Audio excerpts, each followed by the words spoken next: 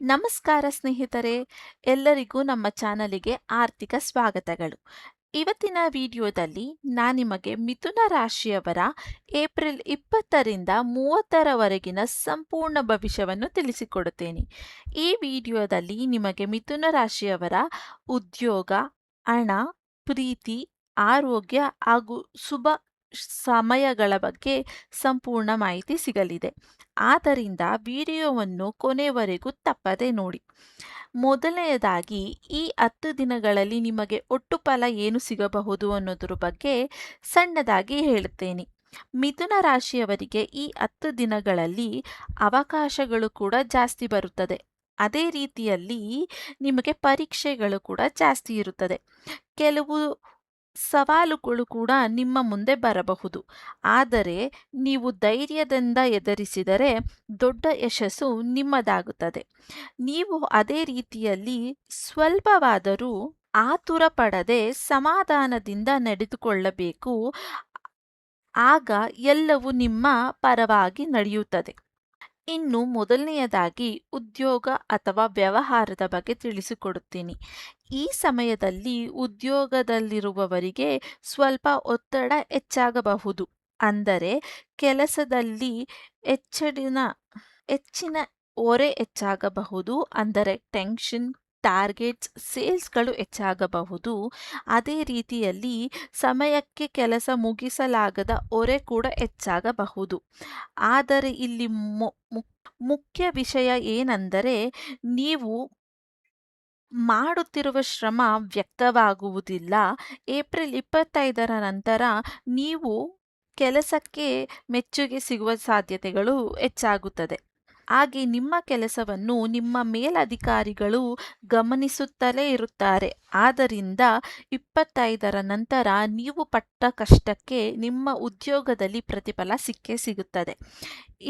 ಇನ್ನು ಉದ್ಯೋಗ ಬದಲಾಯಿಸುತ್ತಿರುವ ಯೋಚನೆಯಲ್ಲಿ ಇರುವವರಿಗೆ ಏಪ್ರಿಲ್ 26ರ ನಂತರ 30ರವರೆಗೆ ಉತ್ತಮ ಸಮಯ ಇರುತ್ತದೆ. ನೀವೇನಾದರೂ ಉದ್ಯೋಗ ಬದಲಾಯಿಸಬೇಕು ಅಥವಾ ಇಂಟರ್ವ್ಯೂ ಅಟೆಂಡ್ ಮಾಡಬೇಕು ಅನ್ನುವ ಯೋಚನೆಯಲ್ಲಿ ಇದ್ದರೆ 26ರ ನಂತರ ಅಪ್ಲೈ ಮಾಡಬಹುದು. ಈ ಸಮಯದಲ್ಲಿ ಇಂಟರ್ವ್ಯೂ ಅಥವಾ ಯಾವುದಾದರೂ ಸಂದರ್ಶನಗಳಿಗೆ ಹೋಗಿದ್ದರೆ ಯಶಸ್ಸಿನ ಸಾಧ್ಯತೆಗಳು ಹೆಚ್ಚಳವಾಗಿದೆ. ಆದರೆ ನೀವು ನಿಮ್ಮ ಎಚ್ಚರಿಕೆಯಲ್ಲಿ ಇರಬೇಕಾಗುತ್ತದೆ. ಎಚ್ಚರಿಕೆ ಏನೆಂದರೆ, ಕಚೇರಿ ಅಥವಾ ಆಫೀಸ್ಗಳಲ್ಲಿ ರಾಜಕೀಯ ಇರಬಹುದು.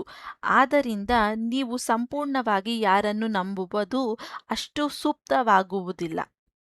ಇನ್ನು ಎರಡನೆಯದಾಗಿ ಹಣಕಾಸಿನ ವಿಷಯ. ಹಣಕಾಸಿನ ವಿಷಯಕ್ಕೆ ಈ ಸಮಯದಲ್ಲಿ ಮಧ್ಯಮ ಫಲ ನೀಡುತ್ತದೆ. ಆದಾಯ ಸ್ಥಿರವಾಗಿರುತ್ತದೆ, ಆದರೆ ಅದೇ ರೀತಿಯಲ್ಲಿ ಖರ್ಚು ಕೂಡ ಹೆಚ್ಚಳಗೊಳ್ಳುತ್ತದೆ. ಹೇಗೆಂದರೆ ಮನೆಯ ಖರ್ಚುಗಳು ಹೆಚ್ಚಳವಾಗಬಹುದು. ಅದೇ ರೀತಿ ಅನಿರೀಕ್ಷಿತ ಖರ್ಚುಗಳು ಕೂಡ ಹೆಚ್ಚಳವಾಗಬಹುದು. ಈಗ ಹಾಸ್ಪಿಟಲಿನ ಖರ್ಚು ಅಥವಾ ಏನಾರು ಒಂದು ಬೇಡದಿರುವ ವಸ್ತುಗಳನ್ನು ಪರೀಕ್ಷಿಸುವಂಥದ್ದು ಅಥವಾ ಖರೀದಿಸುವಂಥ ಖರ್ಚುಗಳನ್ನು ಮಾಡಲು ಹೋಗಬೇಡಿ. ನಾನು ನಿಮಗೆ ಹೇಳುವುದೇನೆಂದರೆ, ಹಣವನ್ನು ಯೋಚನೆ ಮಾಡಿ ಖರ್ಚು ಮಾಡಿ. ಸ್ವಲ್ಪವಾದರೂ ಸೇವಿಂಗ್ಸ್ ಮಾಡುವ ಕಡೆಗೆ ಗಮನ ಇರಿಸಿ. ಯಾಕೆಂದರೆ ಏಪ್ರಿಲ್ 24ರ ನಂತರ ನಿಮಗೆ ಹಣದ ಲಾಭ ಕಂಡುಬರುತ್ತದೆ. ಅದೇ ರೀತಿಯಲ್ಲಿ ಸೈಡ್ ಇನ್ಕಮ್ ಸಾಧ್ಯತೆಗಳು ಕೂಡ ತೋರಿಬರುತ್ತಿದೆ. ಇನ್ನು ನೀವು ಮಾಡಬಾರದಂಥದ್ದು ಅಪಾಯಕಾರಿಯಾದಂಥ ಹೂಡಿಕೆಗಳು, ಲೈಕ್ ಶೇರ್ ಮಾರ್ಕೆಟ್ಸ್ಗಳಾಗಿರಬಹುದು ಅಥವಾ ಗೋಲ್ಡ್ ಲೋನ್ಸ್ಗಳು. ಈ ರೀತಿಯಾದಂಥ ಹೂಡಿಕೆಗಳನ್ನು ನೀವು ಮಾಡಬಾರದು. ಹಾಗೆ ಸಾಲವನ್ನು ಕೂಡ ತೆಗೆದುಕೊಳ್ಳಲು ಹೋಗಬೇಡಿ ಈ ಸಮಯದಲ್ಲಿ. ಇನ್ನು ಮೂರನೆಯದಾಗಿ ಪ್ರೀತಿ ಅಥವಾ ಸಂಬಂಧ.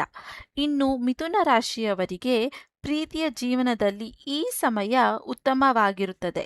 ಸಿಂಗಲ್ ಇರುವವರಿಗೆ ಸ್ನೇಹ ಅಥವಾ ಹೊಸ ಸಂಬಂಧಗಳು ಪರಿಚಯ ಆಗಬಹುದು. ಆ ನಂತರ ಸ್ನೇಹ ಪ್ರೀತಿಯಾಗಿ ಮಾರ್ಪಾಡಾಗಬಹುದು. ಇನ್ನು ಕಪಲ್ಸ್ಗಳಿಗೆ ಒಬ್ಬರ ಮೇಲೆ ಒಬ್ಬರಿಗೆ ಅತಿಯಾದ ಪ್ರೀತಿ ಅಥವಾ ಕಾಳಜಿ ಹೆಚ್ಚಾಗುವ ಸಾಧ್ಯತೆಗಳಿದೆ. ಜೊತೆಯಲ್ಲಿ ಒಟ್ಟಿಗೆ ಸಮಯ ಕಳೆಯುವ ಅವಕಾಶ ಕೂಡ ನಿಮಗೆ ಸಿಗಲಿದೆ. ಆದ್ದರಿಂದ ಈ ಸಮಯವನ್ನು ಸಂಪೂರ್ಣವಾಗಿ ಬಳಸಿಕೊಳ್ಳಿ.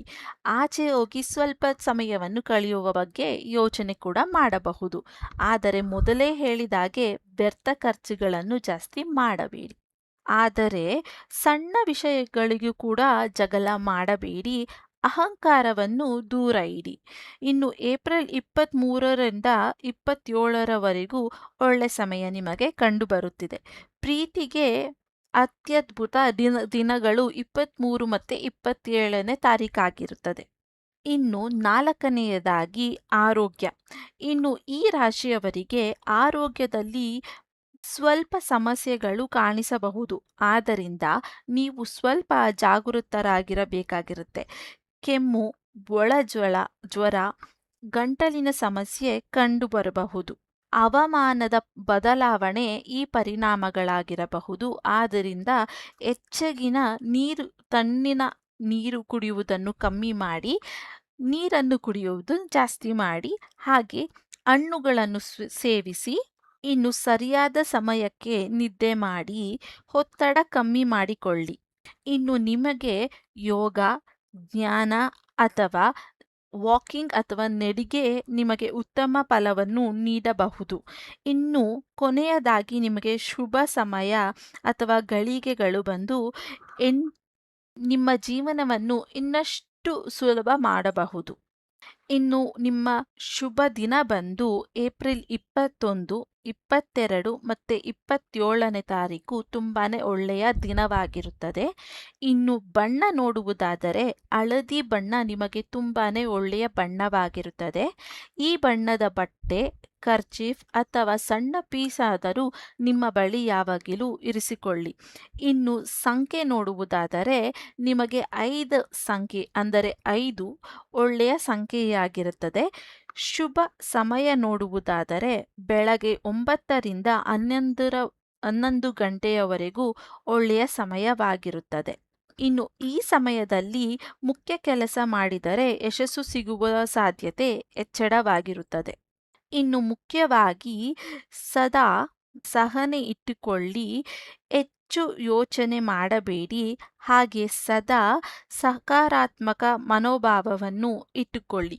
ಇದು ನಿಮ್ಮ ಈ 10 ದಿನವನ್ನು ಇನ್ನಷ್ಟು ಸುಲಭವಾಗಿರಲು ಸಹಾಯ ಮಾಡುತ್ತದೆ. ಇನ್ನು ಹೊಸ ಕೆಲಸಗಳು ಅಥವಾ ಸ್ಕಿಲ್ಸ್ಗಳನ್ನು ಕಲಿಯುವ ಕಡೆ ಗಮನ ನೀಡಿ.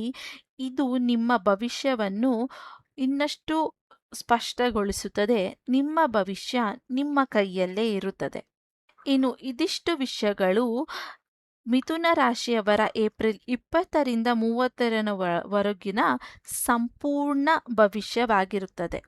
ಇನ್ನು ನಿಮ್ಮ ರಾಶಿ ಮಿಥುನ ರಾಶಿಯಾಗಿದ್ದರೆ ಒಂದು ಕಮೆಂಟ್ ಅನ್ನು ಮಾಡಿ. ವಿಡಿಯೋ ಇಷ್ಟ ಆದರೆ ಮರೆಯದೆ ಒಂದು ಲೈಕ್ ಅನ್ನು ಮಾಡಿ.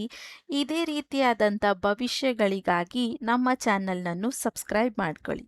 ಧನ್ಯವಾದ. ಓಂ ನಮಃ ಶಿವಾಯ.